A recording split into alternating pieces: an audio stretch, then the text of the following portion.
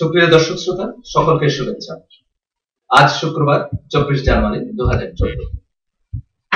বরাবরের মতোই কক্সবাজার জেলা থেকে প্রকাশিত স্থানীয় দৈনিক পত্রিকা সমূহের সংবাদ পর্যালোচনামূলক অনুষ্ঠানে ভয়েস মেরিনা থেকে স্বাগত জানাচ্ছি আমি দিলওয়ার চৌধুরী।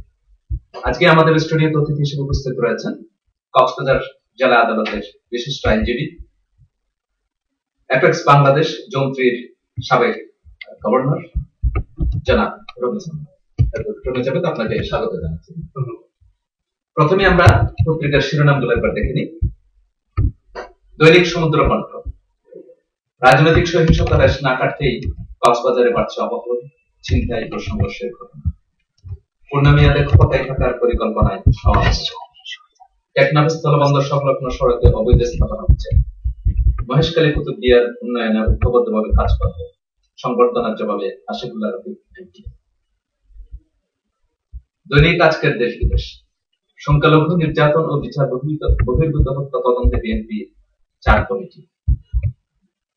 ছড়াকে নালায় পরিণত করার খেসারত, পৌরসভা মূল্যবান জমি হারাচ্ছে। চকরিয়া ও পেকুয়াই নির্বাচন 27 ফেব্রুয়ারি। আগামীকাল থেকে 10 লাখ শিশুকে নিয়ে হাম রুবেলা টিকাদান ক্যাম্পেইন। হাম রুবেলা মারাত্মক রূপ, সঠিক সময়ে শিশুকে টিকা খাওয়াতে হবে। দৈনিক বাকখালী, গোলাপি ট্রেন তো মিস করলি বলেছেন প্রধানমন্ত্রী। মহেশখালী, চকরিয়া ও পেকুয়াই উপজেলা নির্বাচন 27 ফেব্রুয়ারি। কুতুপালং শরণার্থী ক্যাম্পে অপহরণ, 3 ডাকাতে তাণ্ডব। মালয়েশিয়ায় গ্রেপ্তার এড়াতে বাংলাদেশিরা জঙ্গলে। দৈনিক সমুদ্র বার্তা, খালেদা জামায়াতের আমির, জনসভায় প্রধানমন্ত্রী।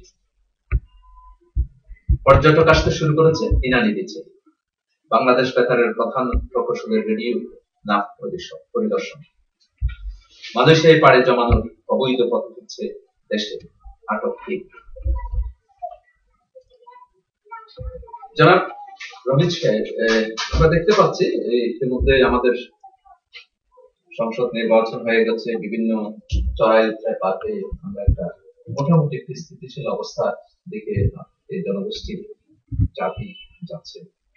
ইতিমধ্যে দেখা যাচ্ছে যে নির্বাচন পরবর্তী যে সংখ্যালঘু নির্যাতন হয়েছিল, এমনকি বিভিন্ন সংখ্যালঘু নির্যাতন বিচার বহির্ভূত হত্যা তদন্তে বিএনপি 4টি কমিটি উপকমিটি গঠন করার সিদ্ধান্ত। পাশাপাশি বর্তমান ক্ষমতাসীন দল তারাও দীর্ঘমেয়াদে দেশ আছেন, এই ধরনের একটি আমরা আপনার কেমন মনে হচ্ছে আগামী দিনগুলো কেমন যাবে, বা এদের যে তদন্ত কমিটি সংখ্যালঘু তাদেরকে অনেকটা অভিযোগের ভিত্তিতে অনেকটা বিরোধী দলের দিকেই যায় সংখ্যালঘু নির্যাতন, সেক্ষেত্রে এই বিষয়গুলো আপনার কাছে কেমন মনে হচ্ছে? ধন্যবাদ আপনাকে। আমি আমার বক্তব্য দেওয়ার আগে ভয়েস মেরিনা কর্তৃপক্ষ এবং এমডি পরিচালক যারা কলা কৌশলী আছেন, আপনাদের সবাইকে ধন্যবাদ জানাচ্ছি আমাদের আনন্দ দেওয়ার জন্য। আপনি একটা সুন্দর প্রশ্ন তুলেছেন, যেটা আমাদের জাতি একটা গুরুত্বপূর্ণ প্রশ্ন। আজকে জাতি এখনো পর্যন্ত আমাদের একটা আতঙ্ক থাকে। আসলে দেশে একটা নির্বাচনের বিষয়টা নিয়ে মুখ হয়ে আসছিল, হয়তো এর পরবর্তী পর্যায়ে আমরা সাধারণ যারা নাগরিক আছি, আমাদের সবার একটা প্রশ্ন ছিল এরপর সমস্ত কিছু সলভ হয়ে যাবে। মোটামুটি যে বিষয়টা আমি বলবো হ্যাঙ্গিং, সেটা হচ্ছে নির্বাচনের বিষয়ে আমি হ্যাঙ্গিংটা এই জন্য করতেছি, বর্তমানে যে সরকার আছে ওনারা নির্বাচনের সময় বলেছেন ওনারা আসলে একটা মধ্যবর্তী বা পরবর্তী একটা সাংবিধানিক কারণে করতেছি। এটা জনগণের দাবি, যেটা মৌলিক দাবি, সেটার উপর বেস করে একটা নির্বাচন। তো এটা কিন্তু গভর্নমেন্ট একটা কমিটমেন্ট আছে। তো আমরা গভর্নমেন্ট এখনো কমিটমেন্ট আছে, এখন তো আমরা গভর্নমেন্টকে সরাসরি বুঝতে পারি না যে আপনি কাল এখানে করতেছেন। এটার জন্য লজিস্টিক সাপোর্ট দরকার, গভর্নমেন্টও কিছু অ্যাডভাইস করতে হবে, এটা সুন্দর দরকার। গভর্নমেন্টকে আমাদের একটা স্পেস দিতে হবে সবাইকে। আমরা বলবো যে ঠিক এই মাত্র একদম গভর্নমেন্টকে গলা টিপে আপনি পড়েন সেদিকে আমরা না গিয়ে আমরা বলবো যে আমরা নির্বাচনটা যাতে পার্মানেন্টলি সারাটা পরবর্তী পর্যায়ে প্রতি 5 বছর রাস্তা সমাধান হয় সেই সেক্টর গুলো যে আছে আমাদের বাংলাদেশে আমাদেরকে সেভাবে একটু অগ্রসর হতে হবে এবং একটু আমাদের সবাইকে সহনশীল করে ধৈর্য ধারণ করে একটু একটু এগুলো আমাদের সুন্দর ভবিষ্যৎ পাবে বলে মনে করি। জি সংখ্যালঘু নির্যাতনের যে বিষয়টা একটা বিরোধী দল বিশেষ করে বিএনপি কমিটি গঠন করেছে। এটা সংখ্যালঘু নির্যাতনের বিষয়টা আমি আপনার ধারণা কি? এটা আমি বলবো এটা সংখ্যালঘু শব্দ তো আমি ব্যবহার করতেছি না। সংখ্যালঘু কেন হবে? ওটা তো আমাদের দেশের হয়তো কম বলে আমরা পত্রিকা বলছে সংখ্যালঘু, আমরা বলবো যে ওরা দেশের লোক, তাদের সম্পদ, ওদের নিরাপত্তা দেওয়াটা কিন্তু আমাদের সবার দায়িত্ব। তো এটা আমরা যেটা ধারণা এটা সংখ্যালঘুকে নিয়ে হয়তো আমরা কেউ না কেউ রাজনীতি করতেছি, রাজনীতি শিকারেই ওরা রাজনীতি করে হচ্ছেন। তো এটা অনভিপ্রেত ঠিক, এটা আমাদের জন্য দৈনন্দিন দিকে বলবো, ওটা আমাদের জন্য আমার।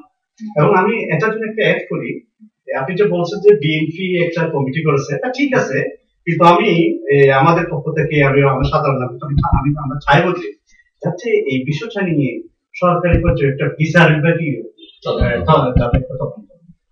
তাহলে বিষয়গুলো সুরাহা হবে, সুস্পষ্ট হবে।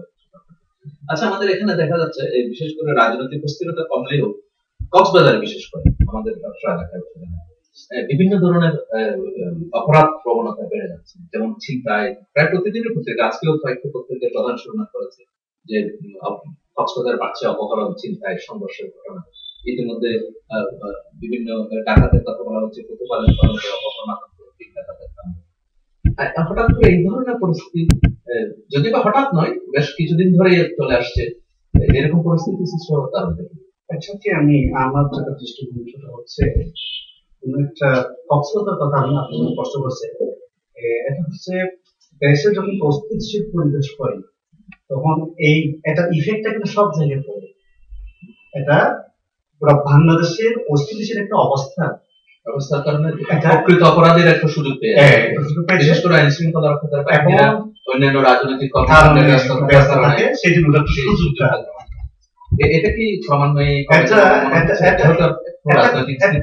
এটা ক্রমান্বয়ে কমবে, যেহেতু আমাদের রাজনৈতিক যে প্রোগ্রাম আগে তো খুবই আমরা দেখছি যে একদম নিঃশ্বাস পাওয়ার জন্য কোনো সুযোগ ছিল না। একদিকে অবরোধ দেখছি, একদিকে আমরা হরতাল দেখছি, ওরা আইন শৃঙ্খলা বাহিনী খুব প্রচুর ব্যস্ত থাকতো। এখন ওরা যখন গভর্নমেন্ট একটা স্পেস পাইছে, পরবর্তী পর্যায়ে গভর্নমেন্টের সুন্দর দৃষ্টিকোণ আরো বেশি নজর দেবে। দৈনিক কক্সবাজার 27 ফেব্রুয়ারি মহেশখালী চৌধুরী উপজেলা নির্বাচন। মহেশখালী কলেজে অনার্স কোর্স চালু, রুবেলা টিকাদান ক্যাম্পেইন কাল শুরু। দৈনিক আজকের কক্সবাজার, থেমে আছে সৈকতকে 4 অঞ্চলে ভাগ করার কাজ, বিশৃঙ্খলা সহ্য করা হবে না। দৈনিক হিমছড়ি 27 ফেব্রুয়ারি মহেশখালী পেকুয়া চৌধুরী উপজেলা পরিষদ নির্বাচন। মহেশখালীতে চেয়ারম্যান প্রার্থী 14 জন। উকিয়ায় টমেটোর বাম্পার উৎপাদনের সম্ভাবনা। দৈনিক সৈকত, উপজেলা পরিষদ নির্বাচন চকরিয়া পেকুয়া মহেশখালীতে ভোট 27 ফেব্রুয়ারি, দ্বিতীয় দফায় নির্বাচন 117 উপজেলা। উপজেলা নির্বাচন, জেলায় সম্ভাব্য প্রার্থীদের দৌড়ঝাঁপ, ভোটারদের আগ্রহ। আমি ইতিমধ্যে প্রায় সব পত্রিকায় একই ধরনের শিরোনাম আসছে উপজেলা নির্বাচন সংক্রান্ত। এখন এই বিষয়টাই এই নির্বাচনে বিগত নির্বাচনে আমাদের জনগণ অংশগ্রহণ করতে পারে না, যে একটা আকাঙ্ক্ষা ছিল উৎসব মুখর পরিবেশে তারা এটা অংশগ্রহণ করবে, যে কোনো কারণে হোক সেটা তাদের ভাগ্যে জুটে। এখন উপজেলা নির্বাচনকে নিয়ে দৌড়ঝাঁপ, প্রার্থীদের মধ্যে দৌড়ঝাঁপ, কিন্তু কিছু পত্রিকায় বলা হচ্ছে সম্ভাব্য প্রার্থীদের দৌড়ঝাঁপ, ভোটারদের আগ্রহ নেই, এই কথাটা বলা হচ্ছে। বিশেষ করে চকরিয়া পেকুয়া মহেশখালী 3টি উপজেলায় প্রথম পর্যায়ে আমাদের, অর্থাৎ জাতীয়ভাবে দ্বিতীয় পর্যায়ে, কক্সবাজার জেলায় প্রথম পর্যায়ে 27 ফেব্রুয়ারি হচ্ছে। তো আসলে এই উপজেলার নির্বাচনটা কেমন হবে? আমাদের স্থানীয় সরকারের গুরুত্বপূর্ণ স্থানীয় সরকার আসলে ভোটারদের আগ্রহ নাই, এটা এই জন্য না, কিন্তু জাতীয় নির্বাচন ওনারা অংশগ্রহণ করতে পারেন খুব সুন্দরভাবে, সেই জন্য ওদের একটা আক্ষেপ রয়ে গেছে সেই জন্য। কিন্তু আমরা দেখছি যে এটা সিইসি ঘোষণা দেওয়ার পরেই তো 18 দল তো ঘোষণা দেওয়া হয়েছে, বিভিন্ন দলে participate। এটা পরবর্তী পর্যায়ে যখন অংশগ্রহণ হয়ে যাবে, কাছাকাছি আসবে, তখন মানুষ, কত সাধারণ মানুষ আরো আরো এগিয়ে আসবে। এটা আরেকটা বিষয় আমাদের দেখা যাচ্ছে টমেটোর বাম্পার উৎপাদন হয়েছে আমাদের এই উৎপাদনগুলো, বিশেষ করে বিভিন্ন সময়ে বিভিন্ন সবজির উৎপাদন হচ্ছে। এই বিষয়ে কৃষকদের ক্ষেত্রে, আমাদের কৃষি ক্ষেত্রে, বিশেষ করে বিগত সালে অর্থাৎ বর্তমান যে চলমান কৃষি ক্ষেত্রে বেশ একটা অবদান বা ভূমিকা দেখা যাচ্ছে, অবস্থান দেখা যাচ্ছে। আপনার এই ব্যাপারে কোনো মূল্যায়ন আছে? আসলে ঠিক আমি বলবো, এই সরকারের কৃষি ক্ষেত্রে সাফল্য অংশীদার অবশ্যই ওনারা খুব ভালোভাবে দেখাইছে, এবং এটারও একটা ফলাফল বুঝিয়ে কথা বলবে। তো এক্ষেত্রে আমাদের দাবি থাকে সরকার যাতে আমাদের কক্সবাজার অঞ্চল ভিত্তিক আর একটু ভালো নজর দেয়, কৃষি যাতে আমরা উন্নয়ন করতে পারি। আমাদের সৈকতকে, বিশেষ করে কক্সবাজার যেটা সি বিচ, এটা তো বলতে গেলে বিশ্বের দীর্ঘতম সৈকত হিসাবে গণ্য করা হয়। এটাকে 4টি অঞ্চলে রাখা হয়েছে, বিভিন্ন স্পোর্টস, তারপরে বেড়ানোর মতো এই ধরনের করা হয়েছে। কিন্তু করা হয়েছে ঠিকই, সেইভাবে এটাকে অবকাঠামোগত কোনো ধরনের পরিবর্তন বা কোনো উদ্যোগ সরকারের তরফ থেকে এখনো পর্যন্ত করা হয়েছে। থেমে আছে সৈকতকে 4 অঞ্চলে ভাগ করার, এখনো পর্যন্ত দেখা যাচ্ছে না।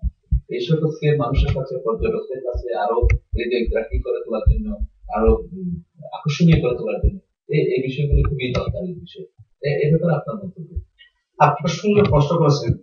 আমি এক্ষেত্রে একটু আপনাকে সেটা হচ্ছে কক্সবাজার পর্যটন, এটা আমরা জাতীয়ভাবে কক্সবাজার কিন্তু অনেক গুরুত্বপূর্ণ ভূমিকা রাখতে পারে অর্থনৈতিক ক্ষেত্রে, না খুব গুরুত্বপূর্ণ। আপনি দেখেন আজকে ওয়ার্ল্ড যদি আমরা একটু দেখি, মালয়েশিয়া দেখেন, দেখেন, সিঙ্গাপুর দেখেন, এমন কিছু দেশ আছে যেটা সিংহভাগ আয় কিন্তু পর্যটন পর্যটন শিল্পের উপর।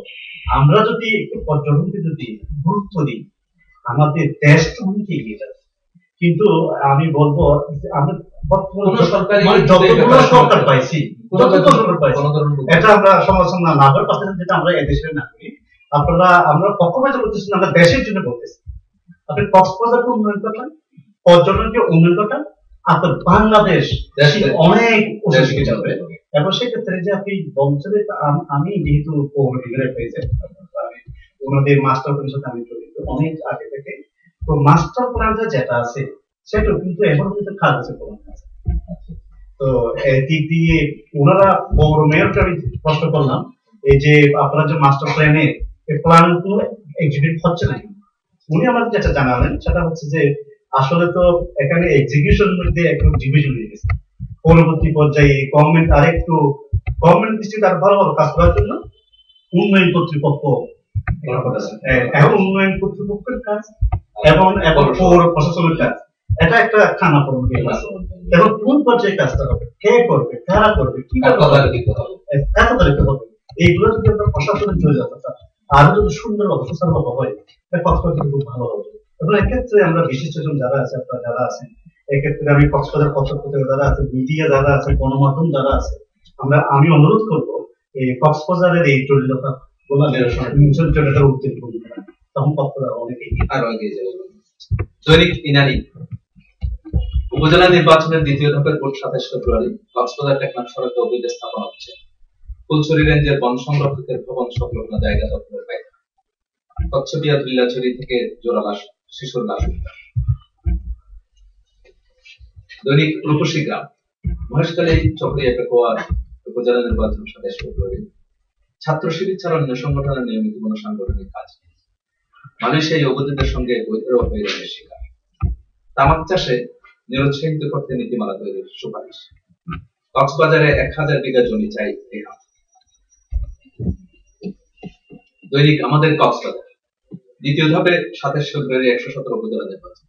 জাতীয় পরিচয়পত্র পাচ্ছেন নতুন ভোটাররা। দৈনন্দিন। দ্বিতীয় দফায় 117 উপজেলায় ভোট 27 ফেব্রুয়ারি। সবজির বাজারে স্বস্তি, দাম দরে স্থিতিশীল চাপ। কয়েক টনের সামাজিক বনায়নের চোরাই কাঠ উদ্ধার, আটকে। আচ্ছা, আমরা এখানে দেখতে পাচ্ছি বিশেষ করে তামাক চাষে নিরুৎসাহিত করার জন্য নীতিমালা তৈরির একটা সুপারিশ আসছে জাতীয় পর্যায়ে দেখা যাচ্ছে। বিশেষ করে আমাদের এলাকা অঞ্চলে তামাক চাষের প্রবণতাটা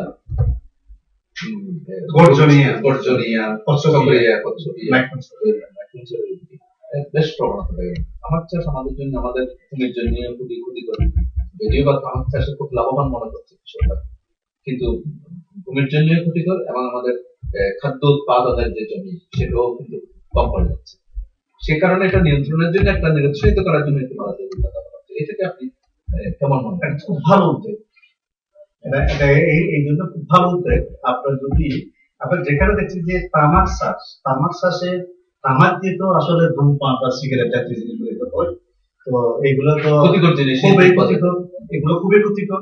এবং অন্যদিকে চাকরি বলতে বিকল্প যদি আমরা কিছু করতে পারি জমির উর্বরতার জন্য, আর বিকল্প আমরা কাজ করি, সেটা আমরা স্বাস্থ্যের জন্য ভালো হবে বা আমাদের উন্নয়নের জন্য ভালো হবে, আমরা বাণিজ্যিক দিক দিয়ে ভালো হবে। সেক্ষেত্রে গভর্নমেন্টের এই পদক্ষেপটা খুব ভালো, সাধুবাদ।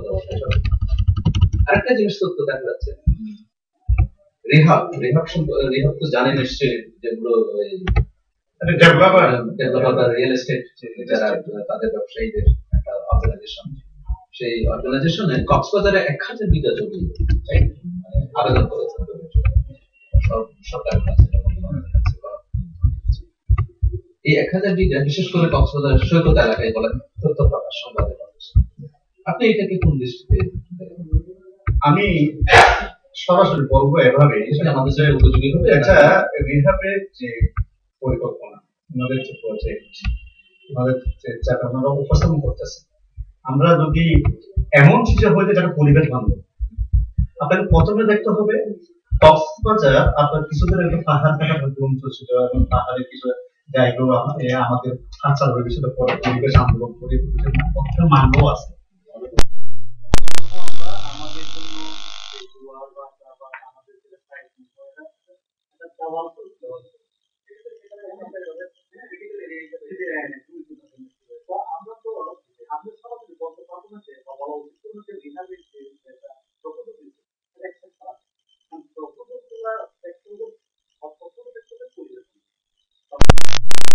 একটা জলবায়ু, ভূমিকম্প এরিয়া, এবং এখানে একটা ডক্টর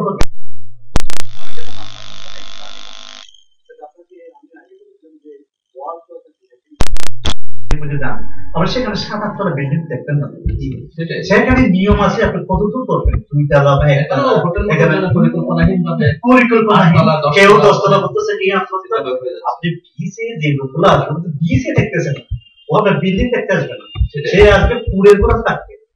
আমি গত পরশু আমাকে বিদেশি বন্ধু পেয়েছি, যেটা আমি ইন্টারন্যাশনাল ক্লাব করি, সে বলছে এখানে দেখলাম বিল্ডিং এ থাকতে তো আসেনি, আমি বীজ দেখতে আসলাম, আমি বীজ দেখতেই পাচ্ছি না, আপনার যে বিল্ডিং হয়ে গেছে। আসলে ওনাদের কিভাবে ওনারা করবেন, আমরা বলতে পারি যে ওনাদের প্রবণতা নাকচ করাবো, অ্যাকসেপ্ট করবো, সেটা শর্ত সাপেক্ষ হবে এবং সব স্তরের লোকজনের সাথে মত বিনিময় করে সরাসরি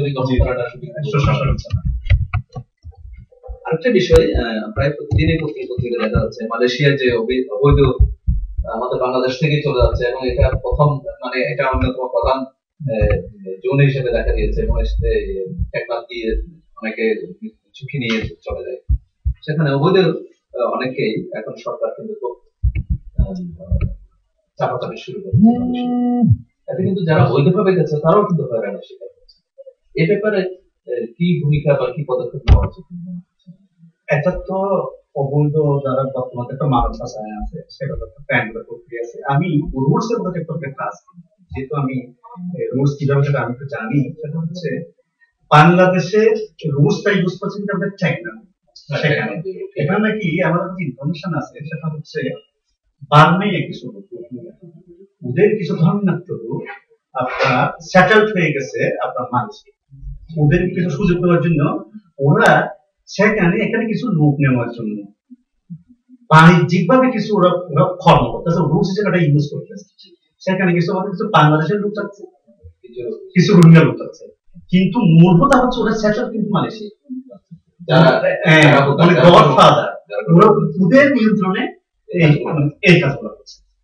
তো এইগুলো রোধ করার জন্য আমি বলবো আইন শৃঙ্খলা বাহিনীকে একটু কঠোর দরকার, ওনাদেরকেও একটু নীরব থাকতে আমরা দেখেছি পত্রপত্রিকায়, একটু আমরা অনুরোধ করবো যে দেশের সাথে ওনারা একটু দেখবেন সেটা, আর একটু আইনগত দিক তো মানব পাচার আইন করা। আরেকটা খুব ইতিবাচক সংবাদ দেখতে পাচ্ছি, সবজির বাজারে স্বস্তি এবং প্রায় অন্যান্য দাম যেগুলো আছে, আমাদের মূল্য অস্থির ছিল এতদিন আমাদের বাজার ব্যবস্থা, এখন স্থিতিশীল হয়ে আসছে বলে এখন একটা সংবাদের প্রকাশ। আপনার মূল্যায়ন এটা আসলে তো এখন তো আপনি জানেন আমার তো শীতকালীন সময়, এখন তো সময়টা সেটা এবং সময় এবং মধ্যহানের যে সময়টাতে আজকে যেটা ভালো সময়টা হচ্ছে যে আমাদের ডুবাডুবি যেটা সময়টা ছিল, এটা সবজিগুলো আটক অবস্থা ছিল, বিভিন্ন জায়গায় যোগাযোগ করতে পারে নাই, আসতে পারে নাই, আর ওদের যে কস্টিং সেটা অনেক হারে মানে অনেক বেশি বেশি করতো, সে কারণে এখন সবজির উপর আমাদের স্বস্তি পাচ্ছি, এটা ভালো পজিটিভ, এটা আমাদের জন্য এটা আমরা আরো আশা করবো যে আমরা স্বস্তিতে আরো রাখতে পারি। একদিক দিয়ে কৃষকদের জন্য স্বস্তিদায়ক, আনন্দদায়ক এবং ভোক্তাদের জন্য আনন্দদায়ক, তারা একটা নির্দিষ্ট মূল্যে জিনিসগুলো পাচ্ছে, সাথে সাথে যারা কৃষক, যারা বিক্রেতা, তারাও সঠিকভাবে জিনিসটা মূল্যটা পাচ্ছে। তো ধন্যবাদ অ্যাডভোকেট রবিজ আহমেদ আমাদেরকে সময় দেওয়ার জন্য। আসলে আপনাকে ধন্যবাদ, আপনাদের প্রোগ্রামে। সুপ্রিয় দর্শক শ্রোতা, এতক্ষণ দেখলেন সংবাদ পর্যালোচনামূলক অনুষ্ঠান। আমাদের সাথে যুক্ত হওয়ার জন্য লগ ইন করুন www.voicemeridian.com। আপনাদের সাথে আবার দেখা হবে আগামীকাল একই সময়ে নতুন কোনো সংবাদ। সে পর্যন্ত ভালো থাকুন, সুস্থ থাকুন।